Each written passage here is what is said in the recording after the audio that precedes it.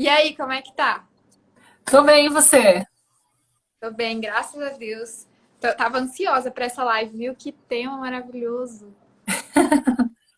Obrigada aí pelo convite, adorei também. Eu adoro esse tema, Nossa, adoro. né?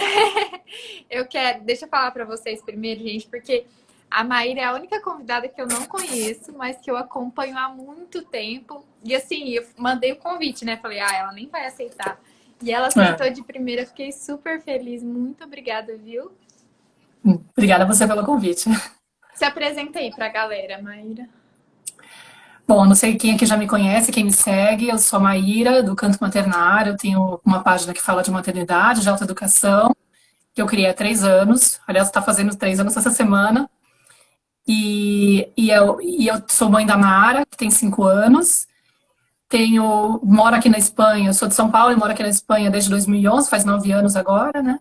Uau! E a Nara é filha de um espanhol, o Alfonso, que é meu ex-companheiro. A gente se separou no começo do ano, mas a gente convive muito bem. Inclusive, ele está aqui passando a quarentena com a gente.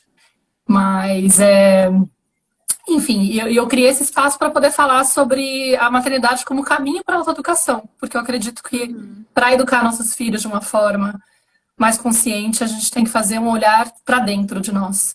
É muito importante a gente conhecer a nossa história, conhecer as nossas feridas, conhecer Uhum. os nossos padrões, porque muitas vezes, sem querer, a gente projeta as crianças. A Dani tá aí, tem várias pessoas que me seguem, que seguem faz tempo também. E a gente acaba projetando nos nossos filhos muito das nossas dores, sem querer, repassando os padrões que são disfuncionais da nossa educação. Nossos Uhum. pais fizeram o melhor que eles puderam, de acordo com a consciência que eles tinham, de acordo com a maturidade emocional que eles tinham. Eles deram sim o melhor, mesmo que tenha sido muito pouco, era o melhor que eles tinham para oferecer. E isso não significa que a gente não cresceu com algumas coisas para trabalhar, Uhum. porque muitas vezes a gente até se esconde um pouco nessa ideia de que, minha infância foi muito boa, foi tudo legal, eu sou uma pessoa para cima, mas às vezes a gente não está conseguindo ver as nossas sombras, não está conseguindo reconhecer algumas coisas que estão lá ocultas, só que as nossas relações estão adoecidas. A gente está tratando mal a pessoa que está no entorno, tratando mal os filhos, gritando com o companheiro, sei lá, ou com aquele incômodo, com aquele embrulho dentro do estômago constante, ou uma sensação de que nós não estamos sendo nós mesmos. E isso Uhum. fala das nossas feridas, que muitas vezes não estão validadas. Então, por isso que eu também fiquei feliz de falar com você sobre esse tema, porque eu acho que muito da nossa dificuldade vem dessa inconsciência, né, de não saber Uhum. que a gente tem essas feridas, não reconhecer, não validar essa criança interior que a gente tem, que está Uhum. ferida. E aí, que tem o lado bom, mas também tem essas feridas. Então, a gente acaba repassando ou vivendo a vida meio que empurrando com a barriga ou incomodado, infeliz, sem saber de onde vem essa dor. Uhum. Né? O primeiro passo, eu sempre falo, né? O primeiro passo para você conseguir fazer esse caminho da autoeducação e de ter esse crescimento, onde é só consciência Travou. tem para trabalhar, né? Travou pra, travou pra Então, vocês também? tá travando? Travou, travou. Mas pode Ai, deixa continuar, eu te. voltou normal. Tá, o que eu vou fazer é começar a apagar a internet de outros lugares, para ninguém roubar minha banda. Não, e é muito bom você falar sobre esse tema, porque quando eu engravidei foi quando eu comecei a buscar essa cura, né? De entender o que eu poderia melhorar para ser uma mãe melhor. E aí fui estudar sobre educação positiva, sobre todos esses temas. E aí a gente até tava falando do vídeo, né, antes da nossa live, foi quando eu entendi, porque a minha infância foi muito perfeita na minha cabeça, só que eu não entendia. Eu tinha alguns traumas, tive síndrome do pânico, eu não entendia de onde vinha. E aí, como eu falei no vídeo, meu pai trabalhava muito, né? Só que ele era um pai, super presente e tal, só que viajava. E quando ele viajava, ele era gerente dos bancos de Goiás. E quando ele viajava, eu me sentia abandonada, mesmo sabendo que ele estava indo trabalhar. Então, assim, foi uma ficha que caiu tão pesado para mim, quando eu entendi isso, que eu consegui buscar a cura, né, e mudar alguns comportamentos, foi assim transformador. Então, a gente tem que colocar a luz mesmo, né? A gente tem que entender, trazer essa consciência, trazer clareza para que a gente consiga mudar os padrões. Porque imagina, eu ia depositar tudo na Antonella, depois tudo no Arthur e no meu marido também, eu não conseguia ficar sozinha. Então, Uhum. assim, ia ser uma relação doente, né? Então a gente Um precisa peso olhar para para eles, né? a a gente precisa olhar para dentro mesmo, assim. E a maternidade ajuda nessa cura também, né? Claro. Porque Quando a gente... ela propicia essa oportunidade de você reconhecer esses padrões, né? Porque de repente você Exatamente. pode estar transferindo essa necessidade de estar sempre em companhia. E aí você fala, de onde que vem essa necessidade? Né? Então é um Exatamente. convite. Por que que eu estou transferindo para o meu filho, para o meu marido, essa cobrança, né? Que ele supra esse vazio que eu estou tendo. E Que a aí gente você vai pode, buscar no outro, né? sim, a gente acaba repassando, né? Já que eu não recebi dos pais, eu Eu crio vou passar. expectativa de que alguém vai suprir. E você só consegue romper quando você percebe que é você mesma que tem que suprir isso em você. Mas se você não sabe de onde vem, né, Não a tem tendência é que como. você realmente espere que o outro resolva por você, porque você não está indo no lugar de assumir a responsabilidade por isso e entender que só você pode fazer isso agora. Nem o seu pai e sua mãe vão poder Ninguém, né? recuperar o que foi feito lá atrás e devolver para você aquilo que você estava esperando. E nem as pessoas que estão ao seu redor vão poder, porque mesmo que elas façam, o máximo elas vão ficar dando, dando, dando, você vai sempre sentir essa falta. Sempre. Porque não está resolvido dentro de você. E quando a gente. E tem outra coisa que eu já vou até pular a pergunta, já vou colocar ela primeiro. O poder do Claro, perdão, né, também é muito forte, né? A gente sim. entender que foi o que você começou falando, eles dão os melhores, o melhor deles, né? Então, Uhum. como que a pessoa pode identificar e depois perdoar? Como é que é isso, assim? Olha, eu sempre falo que eu gosto de passar a ideia, tipo, claro, o perdão é uma etapa do Uhum. processo, né? E geralmente ele está no final da etapa, porque o que acontece? Quando a Sim. pessoa toma consciência das dores dela, já é muito ousado, já é um ato de coragem, porque Uhum. geralmente ela tem que desconstruir uma imagem que ela tem da infância. Uhum. Isso significa muitas vezes tirar os pais do lugar de heróis, de lugar de perfeitos, de lugar de, ai, meus pais são pessoas maravilhosas. A gente tem medo de tocar, né, nessa imagem que a gente tem deles, porque a gente Uhum. ama eles pra caramba. Óbvio que eu tô falando assim, geralzão, né? Tipo, Aham. tem situações que, obviamente, a criança ela pode também nutrir um desamor pelos pais, porque dependendo de como for o ambiente, pode ser que também se rompa esse amor. E não tem Aham. problema. Mas vamos pensar numa situação mais ou menos padrão, onde você tem uma imagem, por exemplo, você falando, né? Aham. Ah, eu tinha uma imagem de que minha infância foi perfeita. E meus pais, eles eram muito bons, eles eram muito maravilhosos. E, de fato, eles foram pessoas muito incríveis para você. Uhum. Só que isso não invalida, não tira o fato de que você tinha motivos para se sentir abandonada ou Uhum. esse medo desse abandono quando seu pai estava ausente, porque a criança precisa da companhia do pai e dependendo da sensibilidade dela, ela vai precisar, aquilo vai fazer uma falta muito grande. Aham. Se ninguém meia essa falta, a criança pode ter a falsa sensação de que foi tudo ok na infância dela. Então, essa primeira etapa, quando a gente toma consciência, ela é muito dolorosa. Uhum. Porque você entra de encontro com uma criança, é como se você recuperasse essa criança interior que está dentro de você e falasse: caramba, você tem motivo para estar triste. Uhum. Não é falsa sensação. Aquilo que você falou, mas eu não entendi por que eu tinha síndrome do pânico. Eu não entendi por que eu estava me sentindo mal, que eu tinha vontade de morrer ou medo de morrer. Né? No vídeo que eu vi, assisti seu Aham. vídeo hoje, fiquei super tocada. E você falava disso, né? Uhum. E realmente, eu também senti um vazio e eu não entendi. Eu falei, mas que esquisito, porque eu não tive nenhuma coisa muito gritante na infância que pode ter sido traumática ou marcante. Por que eu tenho essa sensação de me sentir inadequada? Ou de eu sentir que... Depois eu fui entendendo, né, que a minha ferida, por exemplo, ela vinha no limite, ela vinha com uma ideia de que eu não tenho direito a existir, eu não devia estar aqui, eu não devia ter nascido, porque eu sou um estorvo, sou um peso para os meus pais, né? Nossa. Você começa a identificar várias camadas. E aí acho que a reação, o primeiro efeito dessa validação, quando você saca, quando essa tomada de consciência, muitas vezes, é você dar espaço para raiva e para Uhum. dor em relação aos seus pais. Você fala, nossa, tipo, eles foram, que absurdo, olha o que eles fizeram, como assim, como me afetaram, eles podiam ter feito de outra forma. A gente julga muito, né? Aham. Porque, claro, a gente tem essa imagem de a gente foi cobrado para ser Uhum. muito perfeito, para não dar Perfeito, né? trabalho. Então a gente transfere isso para eles. Como assim eles foram capazes de fazer assim? Até você chegar no patamar de começar a compreender que primeiro vem mentalmente, que eles realmente fizeram o que eles podiam, eles não tinham como oferecer mais, porque eles também estavam desabastecidos, desnutridos de amor, eles também foram criados com um padrão disfuncional e muito provavelmente muito pior do que o teu, Sim, do que eles é. passaram para você. Eles já fizeram uma melhora, eles já se disponibilizaram para estar aqui recebendo uma educação muito mais dura. Então, de certa forma, eles te pouparam de muita dor. Eu já falei Sim. disso na página. Porque Aham. eles vieram, né? Se você for pensando transgeracional, o que eles viveram Bem foi pior. pior, né? E aí, e aí que acontece? Muitas vezes a gente pode estacionar nesse lugar da raiva e da dor em relação que vem depois dessa etapa de reconhecimento, né? Nossa, tomei consciência, agora eu tô pé da vida com eles e como assim, nanana.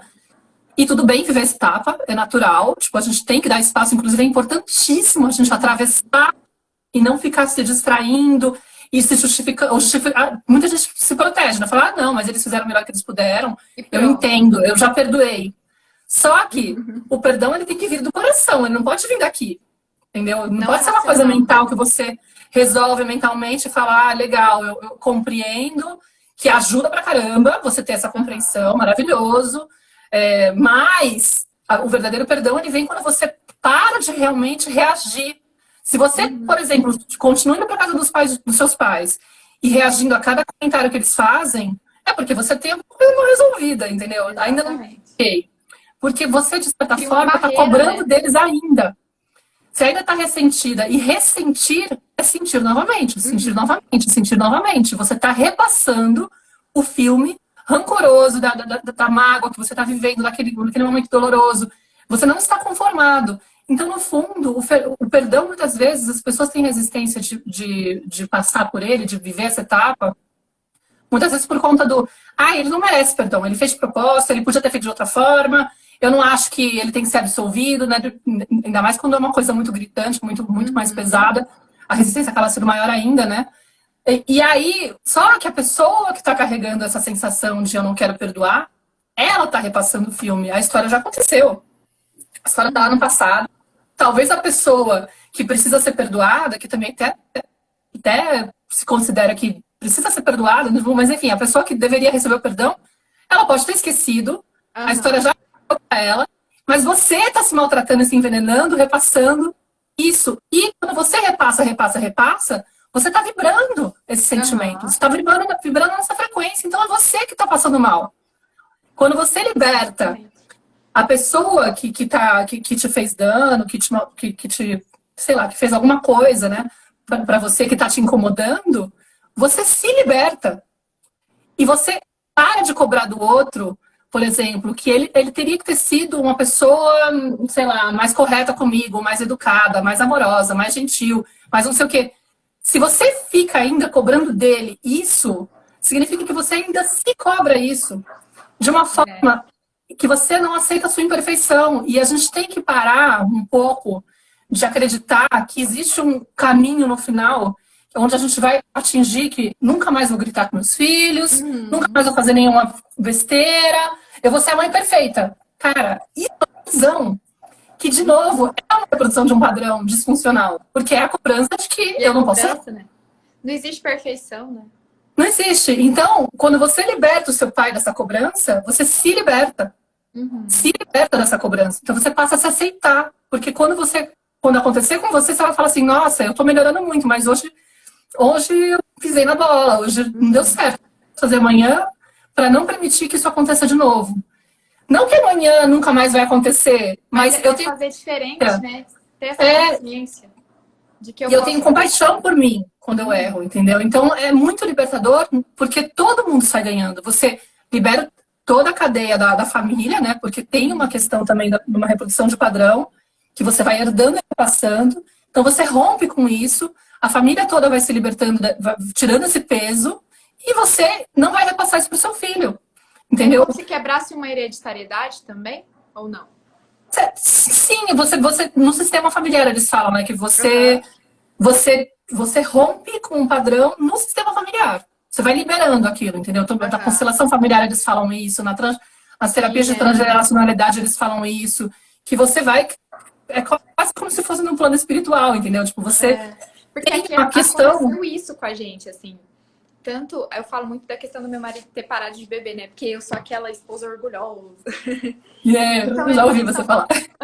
muito difícil para ele, porque é um padrão dos homens da família. Era. Uhum. Então, quando ele decidiu, e assim, era a situação para ele era tão difícil porque a gente no meio musical, e ele como empresário de artista, compositor, enfim, a gente estava rodeado de pessoas que bebiam e que para ser aceitas precisavam beber, então na cabeça dele, para se aceitar, para ele se aceitar e para as pessoas aceitarem ele, ele teria que beber, ele falou isso até no vídeo, a gente postou aqui, num vídeo de testemunho. E quando ele quebrou esse padrão, ele falou assim pra mim, eu não vou repetir o que eu passei, eu não vou deixar meus filhos sentirem o que eu senti na minha infância. Porque ele falou que a minha infância é muito difícil em relação a isso. Então é como se ele quebrasse, se perdoasse o pai e todos os outros que não fizeram mal diretamente pra ele, mas lá na inconsciência dele, na percepção dele infantil, era horrível, né? Trouxe cicatrizes horríveis pra ele. Então quando ele rompeu esse padrão, ele falou assim, amor, eu me sinto liberto. Como se ele tivesse se libertado e que daqui pra frente não aconteça, sabe? Não repita esse padrão. Por exemplo, o Arthur não vai carregar esse mesmo peso, não vai ver o que ele viu.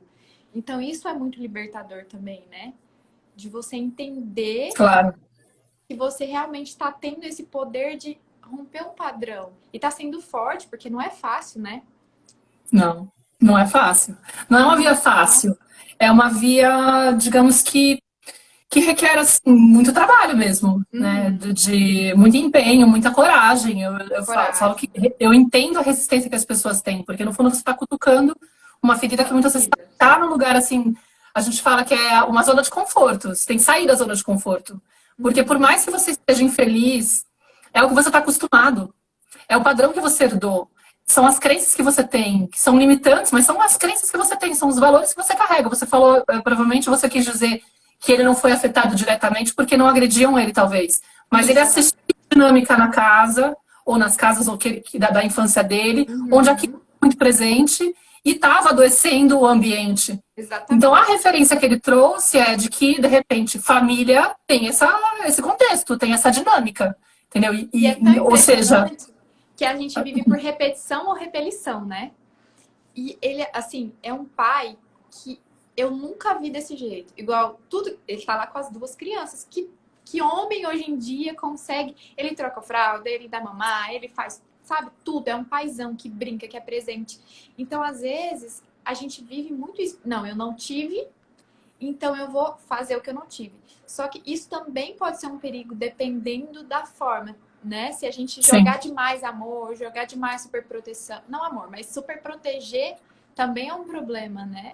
Sim, porque às vezes a gente quer preservar a criança de reviver uma história nossa, só que aí a gente pode provocar aquilo que eu falei da projeção, né? A gente pode, sem querer, interpretar uma situação com a criança, acreditando que ela está vivendo uma situação igual à nossa anterior, e aí já querer salvar e resgatar a criança e se querer transferir para ela a nossa experiência, sendo que, na verdade, a criança pode ser que não esteja vivendo aquilo.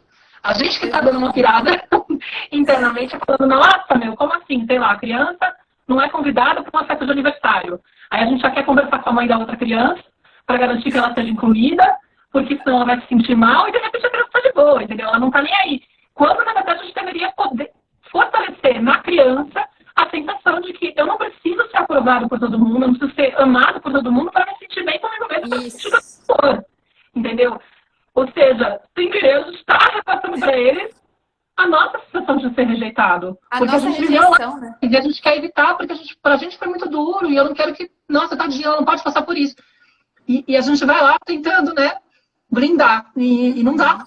É uma ideia equivocada, né, de que ela não pode, ela não vai aguentar. Então eu preciso evitar que ela passe por essa situação. E a gente isso precisa pode ser... entender, né, isso, que o nosso filho não tem as nossas bagagens também, né? São seres humanos diferentes. Eu vejo isso com 2 filhos, que o Arthur é completamente diferente da Antonella. Já bebezinho, a gente vê todas as diferenças, assim, em vários aspectos, então não tem como eu comparar. É injusto, né, comparar. Com certeza que é injusto comparar, e isso que você falou, né? Eles são completamente diferentes. Eu só tenho uma, então não tem como ter essa experiência de sentir realmente. Mas todo mundo, muita gente que é mãe de 2 ou 3, fala pra mim: nossa, é completamente diferente, fica gritante. E se a gente fica projetando a nossa história, a gente perde a capacidade de sintonizar com a energia da criança, com o espírito da criança, de entender quem é essa criança. E esse que é o grande desafio que a gente tem como pais hoje em dia, porque nós temos uma sociedade que ela é moldada por uma forma de educar que é do controle. É baseada no controle e no medo, né? Você vai moldar o comportamento da criança, a criança está se comportando de um jeito que você não, que é inadequado, ou de um jeito que te desagrada, ou que te incomoda, que te provoca alguma angústia, você vai pela via do controle impondo medo, ou através do seu medo você começa a reagir, né? Porque você tá lá impactada com, meu Deus, se eu deixar ele fazer isso, tal coisa, ele vai virar um bandido, ele vai começar a bater em mim, ele vai me desrespeitar, ele vai ser infeliz na vida, ele não vai ter sucesso, ele vai ser rejeitado, ele vai virar uma pessoa assim, assim, assado. A gente tá projetando sempre no futuro, né? Tipo, pirando. E criando coisa tá que nem imaginando que vai acontecer A, B ou C, então por conta disso é melhor eu controlar agora a situação, né? E aí isso faz a gente ficar totalmente incapaz de ver o que está acontecendo naquele momento e entender quem é aquela criança. De repente a gente fica, sei lá, pirado porque a criança não quis comer o prato e aí a gente se sente mal porque afinal ela vai passar ela vai ficar mal, não vai comer direito, ou ela, como assim, ela não vai aceitar o prato que eu fiz que é maravilhoso, que tem um sabor incrível, eu tava lá me dedicando a tarde inteira para fazer, e simplesmente é uma criança sem fome, por exemplo. E a gente não consegue nem enxergar que ela é uma criança que tá escutando o próprio corpo e tá dizendo, hoje eu não tô com vontade de comer, ou não tô me sentindo bem. Se fosse um adulto, a gente ia ficar pressionando. Exatamente, né? Porque a gente tem muita empatia com o adulto e não tem com a criança, né? Eu tenho um exemplo muito pequeno, que parece muito pequeno, mas a gente aqui em casa pode ficar sem carne, sem qualquer coisa, mas sem tomate, nunca. A gente ama tomate. E a Antonella odeia, ela não consegue pegar no tomate, ela detesta. E eu sempre coloquei no pratinho dela. Falava, gente, mas como assim a menina não gosta de tomate? E nunca obriguei a comer. Porque ela não gosta, a gente já comeu junto, aquela questão do exemplo, já ofereceu para ela provar várias vezes, ela não quis. Então, tudo bem, eu não vou obrigar minha filha a comer uma coisa que ela não gosta, né? Para me satisfazer ou para que ela seja igual a gente, para que ela goste do que a gente gosta. Então, assim, tem que entender também e respeitar, né? Oferecer, mas respeitar quando a criança não quer. Sim, a gente tem dificuldade de olhar pelo lado da criança, porque ninguém olhou pra gente desse jeito. Então, a gente não tem habilidade mesmo desenvolvida. Nós fomos muito reprimidos na infância, nós fomos muito inibidos de várias formas, assim, né? Ser criança, que é uma criança que se mexe, que é espontânea, que é conectada consigo mesma, que fala o que quer, que se expressa com muita intensidade, isso assusta o adulto. E os nossos pais, eles não tinham nem as leituras que a gente tem hoje, né? Tipo, eles estavam realmente ainda muito mais presos nos padrões antigos dessa coisa do controle. E sei lá, a criança que se mexe muito é vista como mal educada. A criança que faz muito barulho. O choro é visto muitas vezes como falta de educação, quando na verdade a criança está se sentindo descontrolada. Ela tá precisando de ajuda, de apoio, tá passando mal. Ela perdeu o controle das emoções. E a gente olha pra ela com cara feia do tipo, você vai realmente começar com essa história agora? Sério mesmo que você vai dar um piti agora? Tipo, cobrando da criança. E na verdade você tá falando que a gente não faz isso. Ninguém soube acolher o nosso choro. Você também, sabe?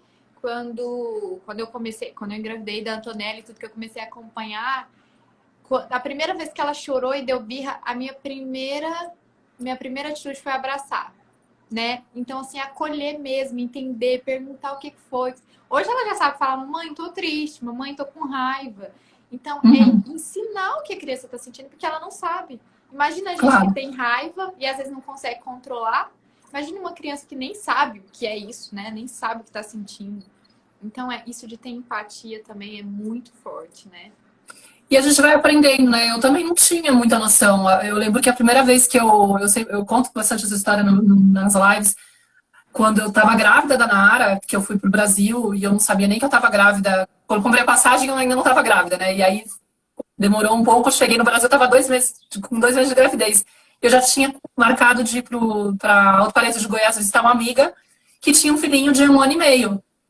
E aí, quando eu cheguei lá, né, eu totalmente na Matrix, né, totalmente sem noção de nada dessas histórias, assim. Era uma amiga que eu tinha uma referência muito grande, porque já tinha trabalhado com ela, com coisa de comunicação, a gente tinha um trabalho bem bonito eu sou jornalista, né, e fotógrafa, a gente fazia oficina de jornalismo para jovens da periferia de Paraisópolis e de Embu das Artes. Enfim, era uma pessoa que eu admirava muito, muito engajada socialmente, que largou tudo em São Paulo e foi morar no Alto Paraíso e estava super metida com temas da comunicação não violenta. E eu estava super intrigada. Falei, nossa, por que a Carol se meteu nessa história, quer entender mais e tal. E eu lembro que eu peguei o filho dela no colo, assim, logo que eu cheguei. A primeira pergunta que eu fiz pra ela foi, ele é bonzinho? Né? Aí ela falou que, o que significa ser bonzinho, né? Tipo, ela já meio querendo me provocar. E eu, não sei, ele chora muito, tipo, ele dá muito trabalho. Reproduzindo de uma forma muito inocente, porque eu era a filha boazinha. Entendeu? Aquela que não dava trabalho, aquela que era super, tipo, tranquila de lidar, que não tinha raiva. Porque provavelmente esse lado foi reprimido logo de cara e eu percebi que o olhar da minha mãe estava garantido quando eu ficava uma pessoa muito controlada das emoções, entendeu? Depois eu não tinha a menor ideia que isso que era um problema, né? Eu achava, tipo, inclusive, nossa, uma pessoa fácil de lidar, imagina, né? E aí ela fez essa pergunta, eu falei, não sei, né? Tipo, então, essa questão de que eu fui desconstruindo essa ideia de como entender o choro com a maternidade. Antes disso, eu não tinha ideia de que eu precisava desenvolver a simpatia. Aí eu lembro que eu voltei para a Espanha e logo em seguida começou o congresso online de maternidade consciente da Caroline Figueiredo. Eu entrei nele, conheci a Carol Nalô, acabei fazendo o curso dela de comunicação não violenta, que foi maravilhoso, justo quando a Nara nasceu. Ela nasceu e ela dormia pra caramba, diferente de todas as coisas que falaram pra mim que ia acontecer. Eu não tinha quase nenhum trabalho. Não tive um porpério. Eu acordei de madrugada também, viu?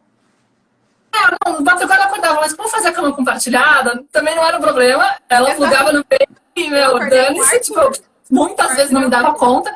Não vou dizer que não teve trabalho, mas assim, eu tive bem menos trabalho do que eu imaginava. Falavam, você vai ter que ter pelo menos não sei quantos adultos, porque vai ser um perrengue e tal.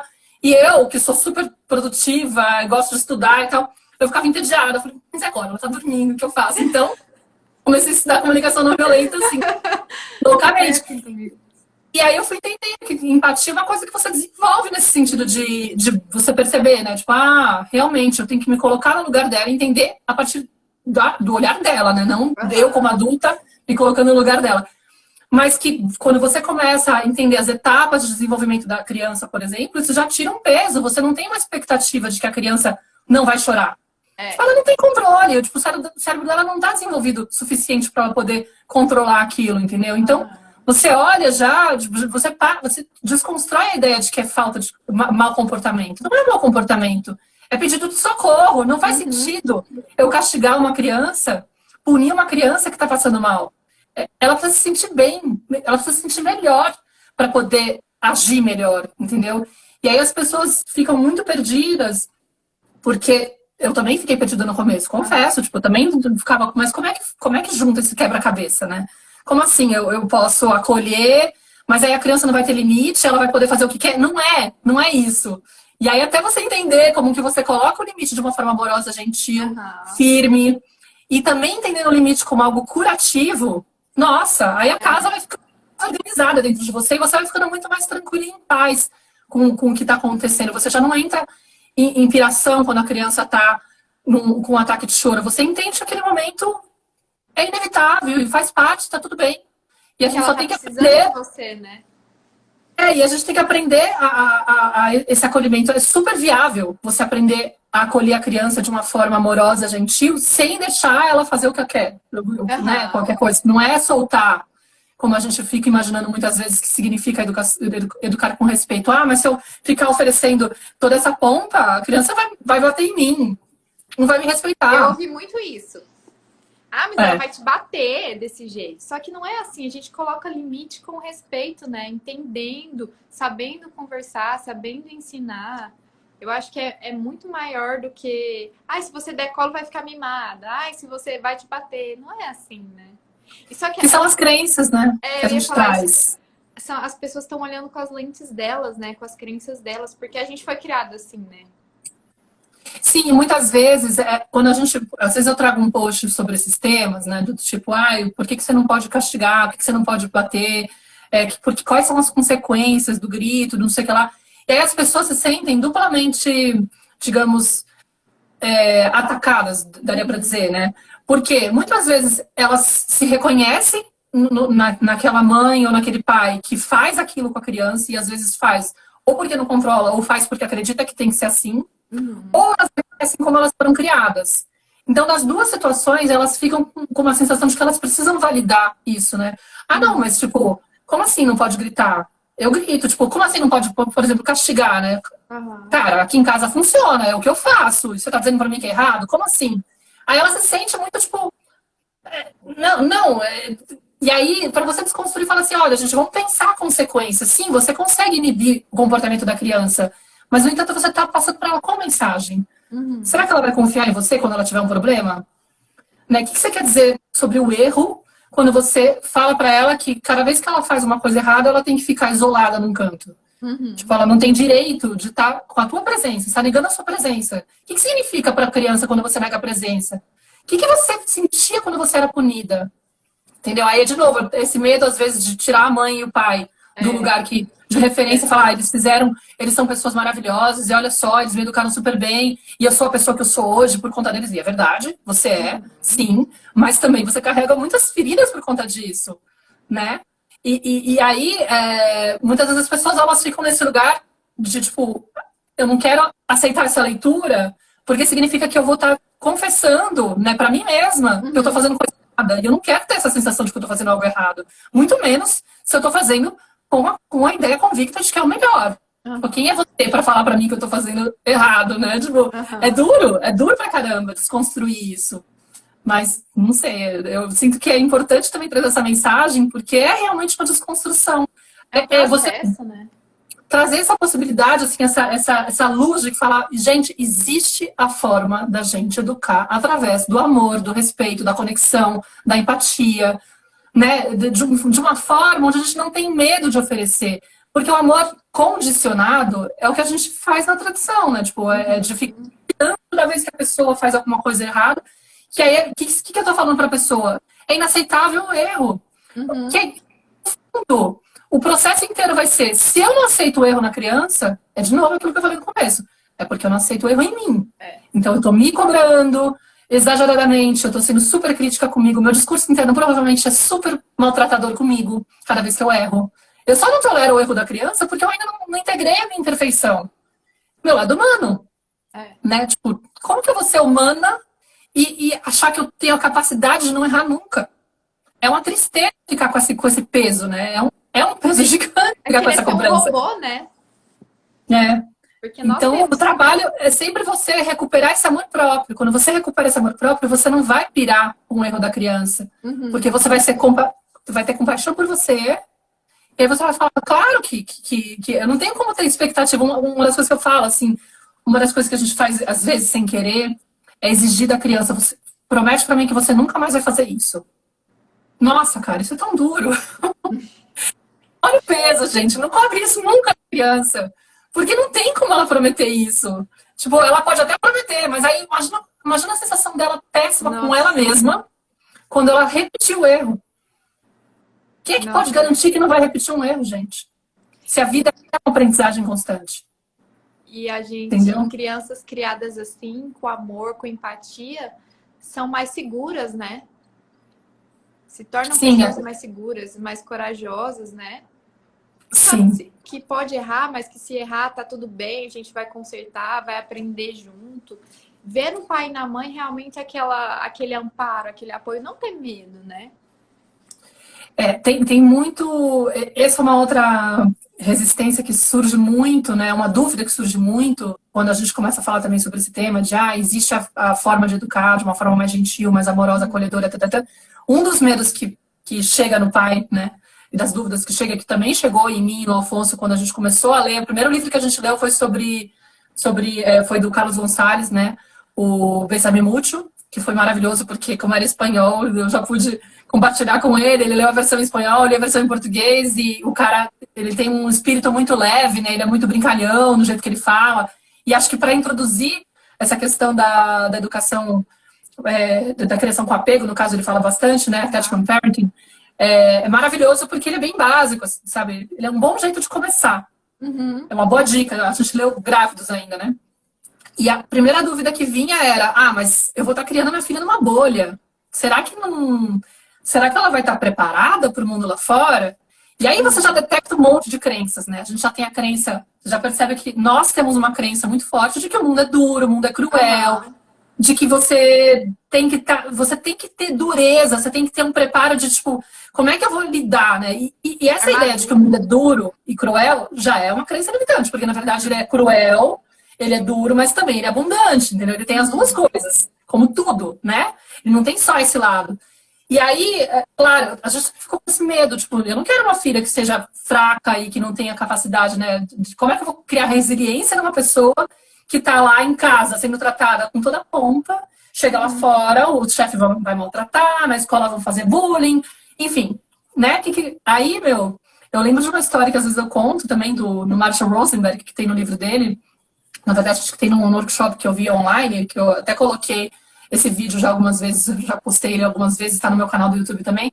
Um trecho de uma fala dele num workshop que ele deu, que ele conta que o filho dele, não sei se você chegou a ver isso, o filho dele, quando tinha 6 anos, ou 7, acho que 6 ou 7, ele foi pela primeira vez para a escola normal, né? Porque antes ele estava em umas escolas que estavam mais com. Não sei se ele fazia homeschooling, mas ele estava alinhado com comunicação não violenta, o pai dele, né, o Cabeça, o cara que desenhou a metodologia da comunicação não violenta, ele tinha essa referência super forte.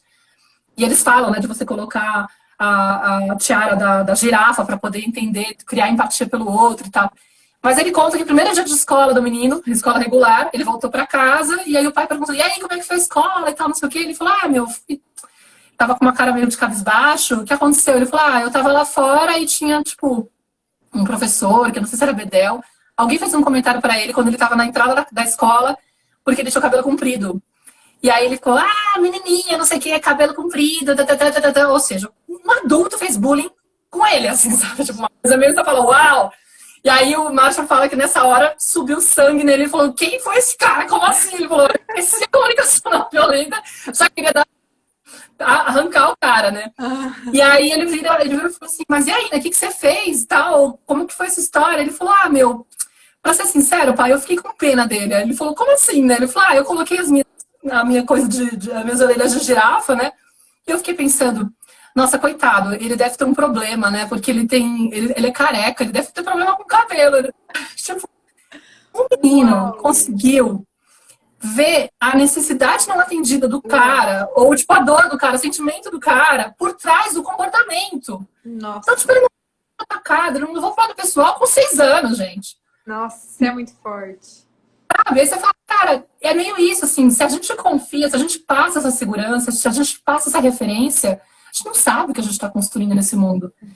Eu sempre falo que, tipo, a gente fica com essa ideia de que, o meu filho não está preparado para o mundo cruel que é lá fora. Tá, mas como é que a gente prepara um mundo mais suave?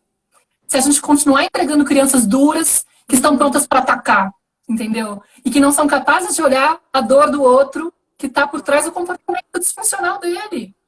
Entendeu? De repente é isso que vai romper. Trazer crianças mais preparadas para enxergar dessa forma. A gente só vai desconstruir o mundo se a gente trouxer pessoas com uma outra mentalidade para o mundo.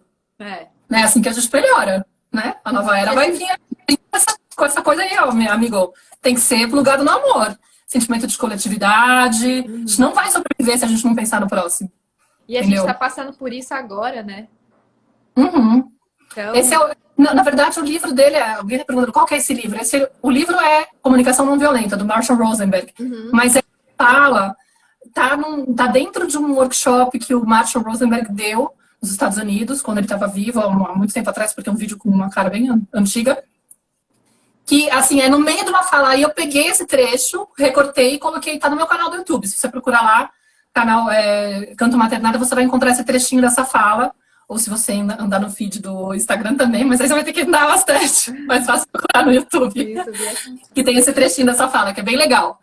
Eu li também uma Autoestima do Seu Filho, já leu? Não. Foi muito bom para mim essa questão de que tudo realmente começa na infância, né? Tem bulimia, anorexia, tudo isso às vezes é uma disfunção. Tem um trecho que me marcou muito, que a menina tinha distúrbio alimentar, mas que ela comia muito, né? Comia muito, muito. E aí foi investigar. Quando ela era criança, ela só tinha a atenção dos pais quando ela comia, quando ela estava na mesa. Então era o único momento que ela se sentia validada e reconhecida. Que era o único momento que os pais paravam para estar com ela, era comendo. Então ela comia, ela descontava na comida para ver se ela tinha essa atenção. Então é muito louco, porque tudo tá ligado na infância, né?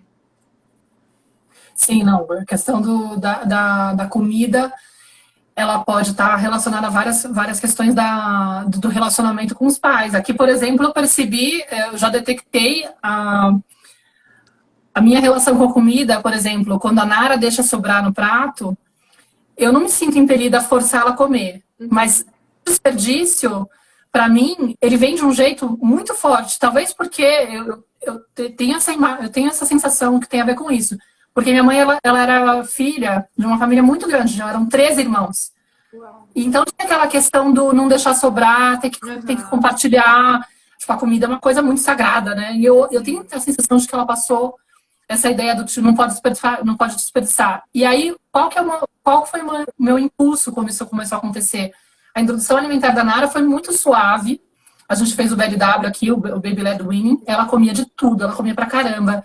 Só que depois de um tempo, lá por 1 ano e meio, 2 anos, ela começou a ficar mais resistente com a comida. Tipo, isso aqui eu não quero. Aqui também, é. É. Nossa, e aí eu lembro que eu ficava, tipo, super mexida. Só que como eu tinha toda a clareza de que não tem sentido nenhum forçar a criança, isso, eu não achava que ela precisava comer, porque senão ela ia passar mal. Não tinha esse medo. No entanto, eu não conseguia lidar com o desperdício. Então eu comia. Eu comecei a engordar. Porque eu não conseguia deixar sobrar o dela, entendeu? Olha que louco. Tipo, por quê? Porque tem aí alguma questão que, além do fato de eu ser codependente, né? E um dos traços da codependência muito comuns é também transtorno alimentar. Como a gente tem essa característica de evitar o contato com as emoções, de se anestesiar, a gente acaba usando vários comportamentos como fuga, né? Eu posso desde... São vícios, né? São transtornos. Então, tipo, a comida, pra mim, ela vem também, muitas vezes, como uma coisa que me ajuda a não entrar em contato com a minha emoção. Eu tô ansiosa, eu vou lá e como. Eu tô triste, eu vou lá e como. Eu tô me sentindo culpada, eu vou lá e como. Eu tô me sentindo não sei o que lá, eu vou lá e como. Isso também acaba afetando. É o contrário, sabia? De não comer. Então, quando a Antonella começou a introdução, graças a Deus eu arrumei uma pediatra muito maravilhosa. Ela até vai estar nas lives aqui, a doutora Loreta. Ela é referência, assim. Então, a gente começou com BLW, tudo, e foi tudo maravilhoso. A Antonella comia tudo. Com 2 anos, aí começou, né? Não quero isso. Aí ficou na fase que só comia carne, que não queria comer mais nada. Eu falei, gente... E eu tacava comida na menina o dia inteiro. Toda hora, de hora em hora, eu dava alguma coisa pra ela comer. E aí eu comecei a perceber, eu falei, não. Porque eu tenho isso de não comer, eu esquecer de comer. Então eu comecei a transferir pra ela. Ela tem que comer, ela tem que comer, ela tem que comer. Olha. Eu parei e falei assim, meu Deus, o que eu tô fazendo, né? E aí eu conversei muito com a pediatra dela. Ela falou, não, se ela não comeu agora... Tá tudo bem, ela não vai ficar doente. Ela, na próxima hora dela comer, daqui 3 horas, enfim, ela vai sentar, vai lanchar, porque senão o que é que ela vai entender? Tudo bem, eu não vou comer, mas eu vou ter uma outra coisa daqui a pouco. E aí acaba virando uma compulsão, um vício mesmo, né? Então, isso e é super importante a gente poder reconhecer que a gente está sem querer transferindo. Você estava plugada no teu medo, né? Inconsciente. De que vai acontecer, vai emagrecer, vai ficar doente, vai não sei o quê. E eu, meu Deus, peraí. Né? Então é a gente se conhecer mesmo. Acho que o caminho maior super importante. Né? É maravilhoso isso, né? E não se culpar, isso é muito importante. Ter amorosidade, né? E acho que é isso também, essa parte que é bonita, porque muitas vezes, no começo, inclusive, né? Quando você se dá conta, né? Meu Deus do céu, realmente, eu fui educada de tal maneira e olha a consequência, agora eu tenho dificuldade com tal e tal e tal parte da minha vida, tal área, nananana. E aí a gente começa com aquela pressão de que eu não quero que meu filho passe por isso. Pelo amor de Deus.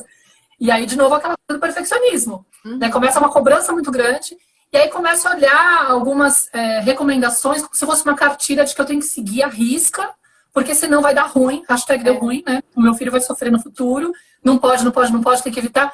E aí a gente não consegue ter amorosidade pelo nosso processo. Tira toda a leveza, né, do processo. Tipo, a maternidade começa a virar um peso. Tipo, agora eu tenho que acertar. Se não, nossa, porque eu sei o que vai acontecer com meu filho se eu não fizer do jeito que eu deveria fazer, né? E nossa, aí, cada tropeço... O peso seu, o peso do marido, o peso do filho. Imagina uma criança carregando um peso que ela nem sabe ainda o que é, né? Quando eu tava grávida, a gente nunca teve babá, né? E quando eu tava grávida do Arthur, todo mundo começou, porque agora você tem que ter. Porque agora... E eu comecei a pirar, eu falei, meu Deus, eu não vou dar conta, a gente não vai dar conta. E a gente, graças a Deus, tem a opção de trabalhar em casa, a gente consegue, né? A gente tá sempre com eles, 24 horas. E aí eu falei, meu Deus. Aí contratei uma enfermeira durante 15 dias. Maíra, foi os piores 15 dias da minha vida. Porque era uma pessoa que não estava preparada, então... No pós-parto, eu sofri muito com o leite secando, assim, diminuindo. Que eu não tive isso na Antonella. Eu não tinha silicone quando eu ganhei a Antonella. Amamentei 10 meses, coloquei. E aí eu senti que a produção foi totalmente diferente. E aí, não, mas dá peito, não, mas não sei o quê, não, mas vamos dar mamadeira. E ficava falando e falando. E eu falei, meu Deus do céu, eu tô fazendo tudo errado. Aí comecei, né, a pirar. E meu marido falou assim, amor, não precisa dela. Eu falei, precisa. Precisa porque a gente não vai dar conta. Porque as pessoas me falavam que a gente não ia dar conta. E ele falou assim, vai por mim, vamos pensar. E aí aconteceu uma situação, aqui em casa tem câmera em todos os cômodos.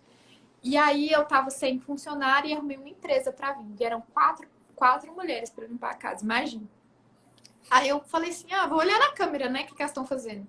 Tava de manhã, a gente ainda tava deitado. Nunca olho. Nunca paro pra olhar a gravação de câmera, nada. E aí eu parei pra olhar. E aí tava essa enfermeira e mais essas 4 mulheres falando cada coisa absurda. Absurda. Assim, que eu não vou nem repetir aqui, mas coisas... Eu falei, meu Deus... Aí eu entrei em crise de choro, né? Eu falei, meu Deus, como que eu tenho pessoas assim dentro da minha casa? E ela falava... E assim, eu não deixava o Arthur com ela nem a Antonella, porque eu sou muito assim. Então, assim, dava mamar, dava pra ela rotar, tava brincando com a Antonella aqui, tava sempre nas minhas vistas. Nunca deixei sozinha. E aí eu falei, gente, imagina se um dia eu precisar deixar, nunca que eu ia confiar, sabe? E aí a gente dispensou. Nesses 15 dias que ela ficou aqui em casa, eu levei o Arthur em umas 5 especialistas. Porque eu achava que era cólica, porque ele chorava. Não, mas ele tá doente. Não, mas não sei o quê. E eu falava, gente, mas o menino tá bem. Levei em tudo especialista que você pensar. Gastro, otorrino, tudo. Não tinha nada. Tudo fisiológico. Ela foi embora. Acabou. Porque eu entendia que o choro é normal. E como ela era uma pessoa despreparada para isso, que não entendia isso, os traumas dela, tava doente. Eu entrei em desespero, você não tem noção.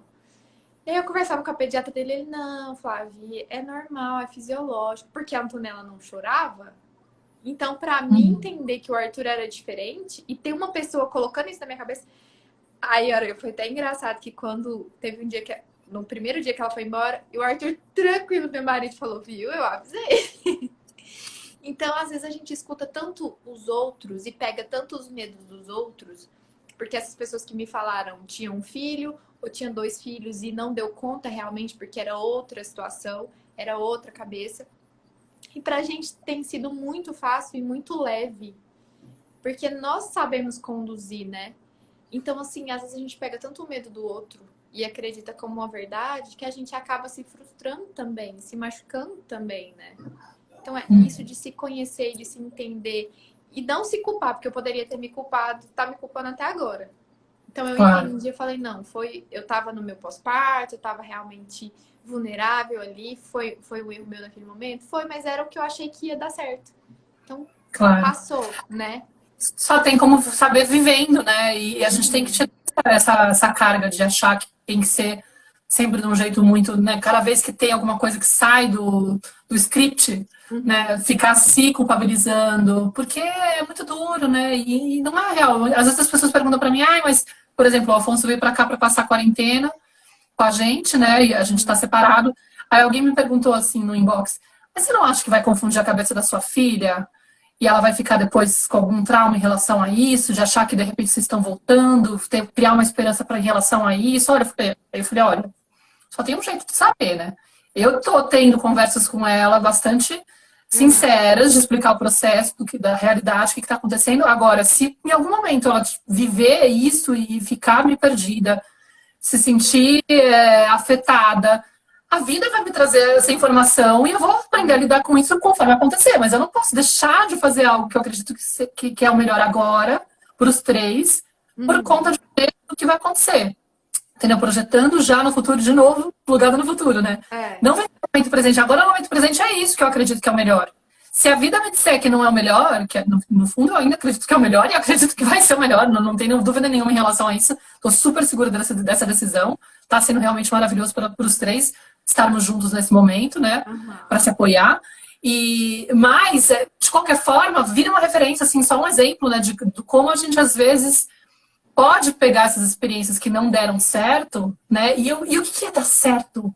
Porque é isso, assim, eu não enxergo o erro como deu errado nesse sentido, né? Porque a vida nos brinda essas situações de conflitos, de crises, de tropeços, para que a gente possa redesenhar a rota, né? Recalcular a rota. Então não tem muito esse erro não é um erro, certo e errado. Exatamente. Ele é um aprendizado. Você entendeu que de repente a partir daí é muito mais importante você conectar com teu filho, entender esse choro e saber escutar esse choro e falar, olha, acho que essa pessoa aqui nessa casa realmente está valendo. Poxa, valeu de aprendizado para você entender que é super importante você entender, saber escutar o choro do seu filho, sabe? E como que você teria descoberto isso de outra forma? Pode ser de outra maneira também, mas isso te serviu para isso, para você ter realmente uma conexão com ele. Eu falo muito assim, o erro, essas situações onde a gente vive esses momentos de choro, por exemplo, né? Muitas mães ficam aflitas porque o filho tá chorando. Meu Deus, tem alguma coisa errada, meu filho tá chorando, não sei o quê. Não tem nada de errado, sabe? Alguma coisa aconteceu, a criança tá com dificuldade de lidar com frustração. Você pode ter uma via de acolhimento, pode dar espaço para esse choro pode ser super curativo. E é um momento onde você vai gerar muita conexão com o teu filho.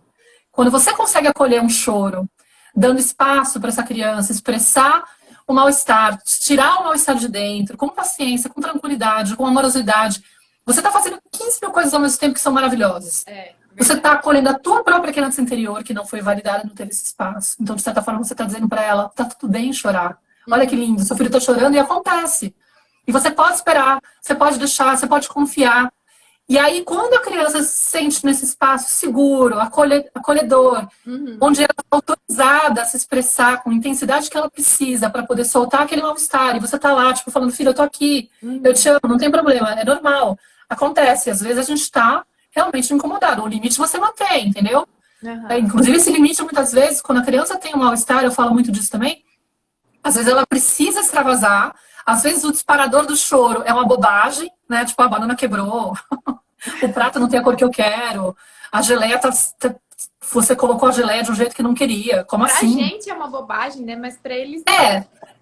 Mas digamos que é uma válvula de escape, é como se fosse a gotinha d'água, mas na verdade ela tá mal porque ela tá em confinamento faz 30 dias, ela tá mal porque o irmãozinho chegou e ela tá tendo que aguentar um monte de mudança na vida dela. Ela tá mal porque tipo, ela teve uma vacina de manhã e ela ficou comportada o dia inteiro aceitando aquilo, mas no final ela precisava transbordar. E aí, aquele prato que tá fora da cor, que ela apresenta um comportamento rígido, né?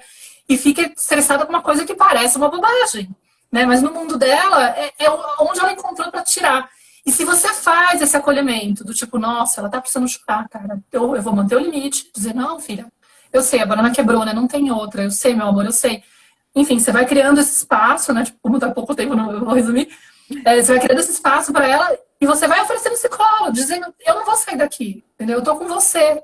Mesmo que a criança não queira fazer presença, você deixa claro que você tá disponível, né? Você não usa aquele tipo, você vai parar com a celular. Né? Não, e é tão louco, porque a Antonella, quando a gente às vezes tá brincando com ela e tal, e ela tem um bonequinho que chora. Aí ela pega, ele chama Tutu, porque a gente chama o Arthur de Tutu. Ela pega ele, tá tudo bem, pode chorar, calminho, tô aqui. E ela repete exatamente igual. Então, assim, eles aprendem muito pelo exemplo, né? E quando termina esse choro, eles te dão aquele abraço e você se sente tão conectado e você percebe, assim, que teve um elo de conexão. Você gera um vínculo com a criança. E aí, inclusive, ela geralmente sai andando como se nada tivesse acontecido. Você fica até, tipo, no começo, você fica, ela tava me tirando uma na minha cara. Não é possível. Isso não era real, era teatro. Mas não era teatro. Ela conseguiu realmente, ela fez o caminho natural e sábio do corpo, inteligente do corpo de, eliminei, agora eu tô de boas, entendeu? Posso voltar pra vida normal. É inacreditável como eles são muito mais sábios e naturais do que nós. Nós é que temos que aprender a fazer isso. Muito, sabe, tipo, aqui... no confinamento, várias vezes eu tô com com aquela coisa do, né, ainda mais como codependente que tem dificuldade de entrar em contato com sentir, Aham. então aquela coisa engasgada, eu falei, preciso assistir um filme, alguma coisa que desperte meu chorar, porque eu preciso soltar, mas não tô conseguindo soltar, não tô conseguindo, tipo, aí de repente encontro uma coisa, ai, que bom, passei um tempo chorando, tô muito mais aliviada, porque precisa, cara, tirar de dentro. E eles têm isso, só que a gente fica com tanto medo de que eles não vão ser capazes, de que aquilo é falta de educação, a gente quer controlar, a gente quer evitar, quer que eles saibam, quer resgatar a criança desesperada, porque acredita que ela não é capaz. Nós não fomos capazes, porque não tivemos o direito e o espaço para praticar, ninguém soube acompanhar. Então, quando a gente aprende a fazer isso, nossa, É a libertador. relação com a criança muda completamente. Ó, tem uma pergunta, se você quiser responder, porque o Insta já Ai, vai não- tirar a gente. É verdade. Deixa eu ver, minha filha tá muito nessa fase, eu acolho. É essa? Fico com ela até se acalmar. Tipo, 50 minutos para de acalmar. Será sempre assim? Não. Eu não sei quanto tempo ela tem. Quanto tempo ela tem? Não vai ser sempre assim, mas pode ser que seja assim algumas vezes. E dependendo, digamos assim, eu não sei qual que é o. Ela falou do que ela acha que ela está acontecendo. Vamos supor que ela tem uma questão. Não sei se agora é no contexto da quarentena, mas vamos pensar que ela está passando por uma fase desafiadora na vida dela, tipo chegada do irmão, né? Que é uma coisa que dura um tempo, ou adaptação escolar, ou luto na família, né? Às vezes tem eventos, ou separação dos pais, depende. Mas depende muito, assim, da forma como você conduz também, por um Ah, lado. 2 anos, ó. Tem 2 anos. Ou pode ser também o fato de ser uma coisa que está realmente impactando, né? Mas a tendência é, se você consegue acolher, dar esse espaço, é como se ela precisasse ir eliminando aos poucos. Eu gosto muito do conceito do cocô emocional, né? Que é o Hand Parenting fala, a Vanessa Galvani fala bastante disso. É como se fosse uma toxina emocional, né? E às vezes a gente vai acumulando. Então, o choro ele precisa acontecer para tirar esse estresse. É meio que assim, você vai treinando essa confiança de que é importante passar por isso, não inibir esse choro e dar um espaço seguro onde ela se sinta acolhida. Entender, tipo, ela deve ter alguma coisa para soltar. Agora, se está muito constante, se está muito, tipo, recorrente, talvez seja bom investigar o que pode estar disparando isso, ou qual que será que é o incômodo, porque é muito mais importante você olhar a causa, entendeu? Tipo, tem alguma coisa por trás, tem alguma necessidade que não está sendo atendida, alguma questão dela que deve estar em desarmonia, ou o ambiente também pode estar muito, digamos, flutuante emocionalmente, e ela vai captando, e ela está, de repente, manifestando, Uma esponja, né? vendo do ambiente, então teria que investigar. Entendeu? Depende do que for, assim, se você não conseguir sacar sozinha, entendeu? É interessante, às vezes, até uma ajuda profissional. A costura que eu faço tem a ver com isso, tipo, de tentar identificar no comportamento desafiador da criança o que pode estar acontecendo para provocar isso e como é a postura que os pais estão tendo para ver se está ajudando ou se está contribuindo para que cresça esse comportamento, entendeu? Porque às vezes a gente, com essa coisa de estar reagindo automaticamente por conta das nossas questões, a gente às vezes está reforçando, sem intenção, mas a gente acaba reforçando, porque a gente quer, por exemplo, inibir esse choro, porque acha que a criança precisa ser resgatada. E aí, sem querer, a gente não está deixando a criança soltar o choro que ela precisa, entendeu? Ou a gente está querendo controlar porque acha que é falta de educação. Aí o nosso tom já está de um jeito ameaçador. Então, a gente está com um comportamento desafiador também com a criança. E aí, isso faz com que ela se sinta incompreendida, enfim. Muitas coisas podem acontecer. A gente vai fechar, né? Vai. Obrigada, viu? Obrigada, querida. Adorei o convite. Qualquer coisa, vocês me procurem também. Eu vou no inbox para continuar, se alguém tiver dúvida. Vamos fazer Mas depois várias vezes. Você tem Tá bom, live? linda. Você faz sempre live também, né? Acho que hoje tem um, não tem? Não, sexta-feira eu vou ter uma live. Agora que já são 10 da noite. Hoje não tem mais nada. Mas sexta-feira vai ter uma live no meu perfil sobre como conversar com as crianças que estão passando por a situação de separação dos pais. Tá? Que é uma questão que eu tive que viver, né? Tive que me preparar para poder conversar com a Nara. Ela estava com quase 5 anos quando a gente se separou, agora em fevereiro. E aí eu vou trazer a Fernanda Vernilo e a Viviane Marques, que é psicóloga, que acompanha pais que estão vivendo essa questão da separação, para falar sobre esse tema. As duas fizeram um livro chamado Minha Vida em Duas Casas, que é uma coisa super fofa da coleção Conto com Você. Coloquei link para vocês conhecerem o livro. Ele tem um texto meu na contracapa. Engraçado, o Instagram tá deixando as lives ficarem mais longas. Porque já passou a hora. É, e se alguém que tiver interesse, eu usei esse livro com a Nara, é muito legal essa proposta que elas têm. A Fernanda Vernilo é uma pessoa linda, maravilhosa, que criou uma coleção de livros infantis para você, que servem de apoio, como condutores de diálogo com a criança. Uau. Então, para essas situações desafiadoras, tipo desfraude, desmame, separação dos pais, chegada do irmãozinho, luto, viagem, qualquer coisa assim mais complicada, ela tem vários livrinhos que cada um aborda um tema desse, se você pode usar para ajudar a criança a se preparar para uma situação dessas, por exemplo, ou de repente saber lidar com a raiva. É muito linda, é muito linda. Eu tenho todos os livros praticamente, faltam 2. Ela vai me mandar agora esse, que ainda não acabaram de liberar novamente o envio internacional. Eu ainda não recebi, mas agora ela vai mandar para mim. Esse último que foi publicado antes desse, e o próximo, que é sobre luto. E eu tô super empolgada porque vou conversar com elas. Já fiz algumas lives com ela sobre desmame, porque ela tem 2 livrinhos de desmame. Uhum. E aí, se vocês quiserem conhecer o livro, tem o link lá no meu Stories. Ou eu posso mandar para vocês, da coleção Conto com Vocês, porque o meu link tem um cupomzinho lá com um pouco de desconto também. Mas a gente vai falar sobre esse tema. E quem que tiver dúvida pode me mandar também mensagem para falar como é que eu faço, porque tem outras questões, né? Inclusive a gente está aqui vivendo a questão da quarentena os 3 juntos, e muita gente me pergunta, né? Como que faz da quarentena? Tem pessoas que estão tendo problema com... Às vezes tem uma situação um pouco mais delicada de não ter uma relação tão boa com um ex-cônjuge, e acaba que fica aquele impasse de a criança vai ficar com quem, ou às vezes a conduta do pai é diferente da mãe em relação aos cuidados, aí a mãe fica estressada porque sabe que o filho vai estar na casa do pai, se expondo mais ao contágio, e porque o pai é mais relaxado, ou ao contrário, enfim. Muitas questões devem estar pegando para vocês, e talvez seja uma oportunidade para aprofundar. Minha filha está refletindo todo o meu estresse da quarentena, tenho que trabalhar com ela em casa e ela está se sentindo péssima. Sim, com certeza. Não sei se você está com mais adultos na casa ou não. Eu tô aproveitando aqui que ele não fechou ainda. Não sei o que tá falando. Será que aumentou? Eu não sei, eu acho que eles estão relaxados com alguma coisa. Eu vi outro dia uma live que estava com 1 hora e 5 minutos também. Flor, você tem que se trabalhar. Você tem que autocuidado, não tem como, não tem para onde correr. Tem que encontrar alguma forma de você ficar bem, porque você não vai conseguir, digamos, mudar o comportamento da criança ou tirar o estresse dela se você não cuidar do seu estresse.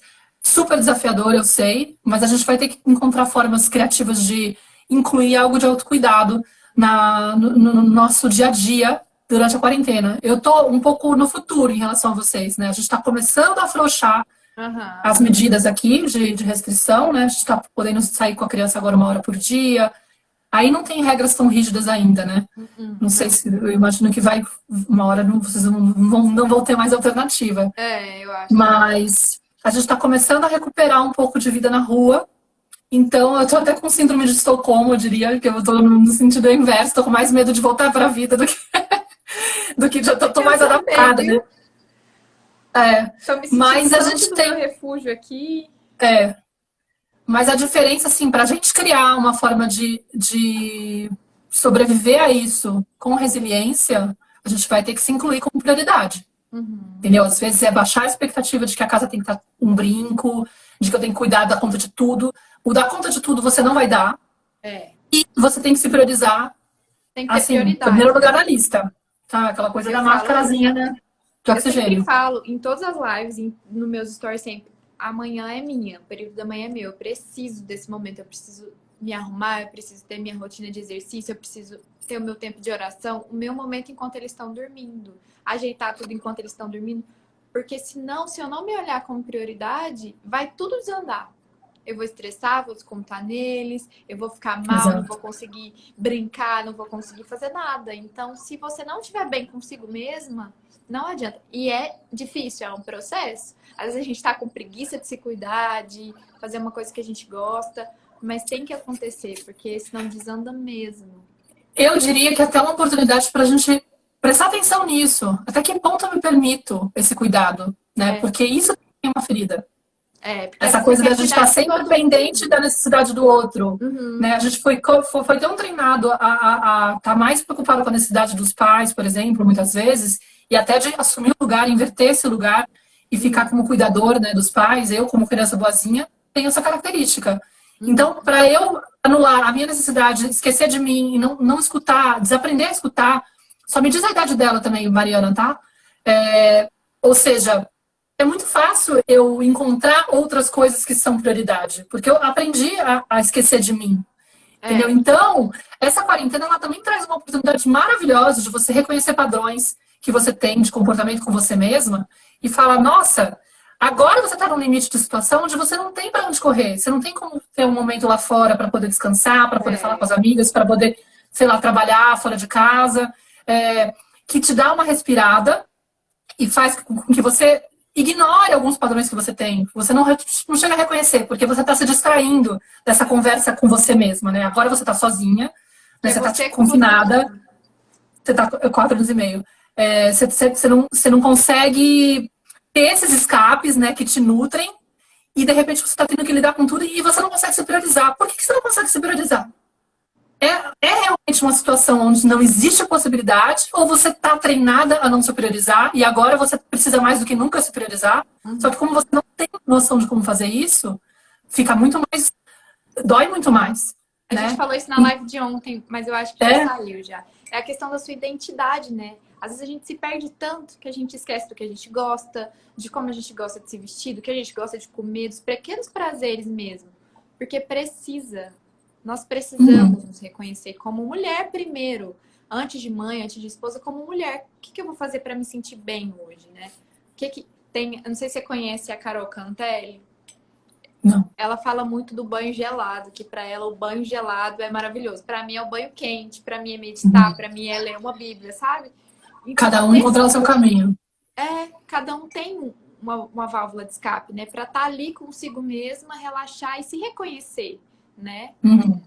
Me perdi. Ela tá falando que ela se sente perdida. Às vezes é uma questão de você encontrar um horário onde você vai dar uma atenção exclusiva para ela, sabe? Uma atenção bem assim especial, onde você vai desconectar de tudo. Não sei se meia hora é suficiente e viável para você, mas enfim, uma dedicação completa, de presença mesmo. Porque que acontece? Eu gosto da metáfora da Ivone Laborda, que ela fala. Às vezes a gente pensa assim, pensa na refeição. Se você ficar dando migalhinha para a criança durante o dia inteiro, ela vai ficar sempre com fome. Né? Tipo, eu vou dar um cachinho de mexerica, vou dar 2 amendoins, toda vez que ela pedir. E aí ela vai ficar sempre vindo atrás porque ela continua com fome, Quando você quer que a criança se alimente, você oferece uma refeição completa, e aí ela aguenta um par de horas, sei lá, ela vai aguentar 2 horinhas até pegar um lanche. É a mesma coisa com amor, com atenção. Entendeu? Às vezes você precisa nutrir a criança com muita atenção e dedicação por um tempo, para ela se sentir abastecida, aí depois você fala, filha, a partir de agora ela vai ter que trabalhar. E aí ela pode encontrar esse lugar de não estar com essa companhia para desenvolver essa capacidade de estar sozinha e desenvolver as próprias brincadeiras, alguma coisa assim, entendeu? De repente é um pouco isso. E aí o que acontece? Quando a gente começa a dar essas migalhinhas, a sensação que a gente tem é que a gente tá dando atenção, tá dando o tempo todo. Só que a gente não reconhece.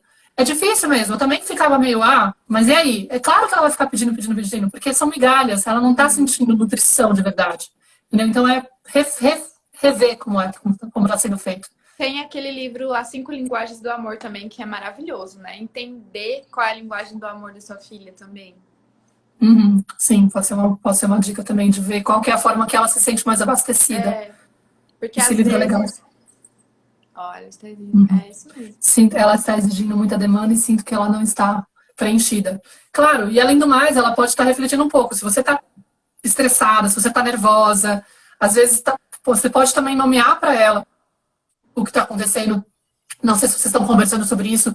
Na própria coleção, inclusive, do Conto com Você, que eu coloquei esses dias lá no meu Telegram, eu tenho um canal no Telegram também, que eu às vezes coloco umas dicas e tal. Não coloquei ainda no Instagram, porque não deu tempo, mas eles estão com um livro gratuito, super bonitinho, que é o Quando o Sol Sair, A Espera do Sol Sair, uma coisa assim, o nome. Mas é uma metáfora do que está acontecendo agora no confinamento, porque fala da história de uma criança que não está podendo sair de casa porque não para de chover. E, na verdade, é uma metáfora tipo, por causa do vírus e tal. Então, é também uma espécie de um condutor de diálogo, onde você pode introduzir para a criança a questão do, nossa, como está sendo duro para ele, né?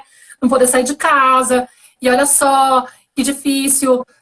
E aí a criança pode começar a falar disso. Então, tipo, é importante a gente trazer uma conversa sincera do que está acontecendo, às vezes falar dos nossos sentimentos, mas você assumir, entendeu? Tipo, ó, a mamãe tá estressada, a mamãe tá tensa, a mamãe tá com, sei lá, de repente você tá com medo, você tá com uma coisa e tal, mas eu tô cuidando disso, né? Tudo bem você ter medo também, é normal, mas de repente pode ser que ela esteja absorvendo também um pouco do emocional, que todos nós estamos afetados. A gente está vivendo um trauma coletivo, né? É uma coisa inesperada que está acontecendo com a gente, que dói, assusta, que provoca muita desestabilidade emocional. Então, é normal que nós estejamos abalados e a criança absorve. Então, tem que ver se essa conversa está sendo feita, se não está sendo feita. Com 4 anos e meio dá para você falar bastante coisa já com a criança. Não precisa contar detalhe, não precisa falar do medo de morte, coisas muito gritantes e tal. Mas, de repente, abrir esse espaço, não sei se é isso que pode estar acontecendo também, ela tá segura em relação a isso e aí ela pede mais atenção, entendeu? Porque ela fica, tipo... E até às vezes pode acontecer da criança farejar que o adulto tá instável e ela querer cuidar desse adulto, entendeu? É uma coisa muito natural da criança também querer cuidar. Eu que tô com meu pai internado, por exemplo, a Nara percebe às vezes que eu tô super tensa, ela vem, começa a dar uns abracinhos, não sei o que, nananã, começa a ficar toda... E eu falo, nossa, ela tá querendo cuidar de mim, né, tipo, tadinha. Aí eu falo pra ela, filha, eu sei, você tá percebendo que a mamãe tá chateada, que a mamãe tá assustada, realmente, a mamãe tá preocupada, mas fica tranquila que eu tô cuidando de mim, tá bom? Obrigada pelo teu carinho e tal. Mas eu sempre tento devolver pra ela essa ideia de que, olha, eu sou a pessoa que tem que cuidar de você, eu sou a pessoa grande, você é a pessoa pequena, eu tenho que te proteger, eu tenho que cuidar de você. Mas, sim, é verdade, eu não vou fingir pra você que eu tô bem. A gente tem que parar também com essa ideia de achar que a gente não pode mostrar o nosso lado vulnerável pra criança.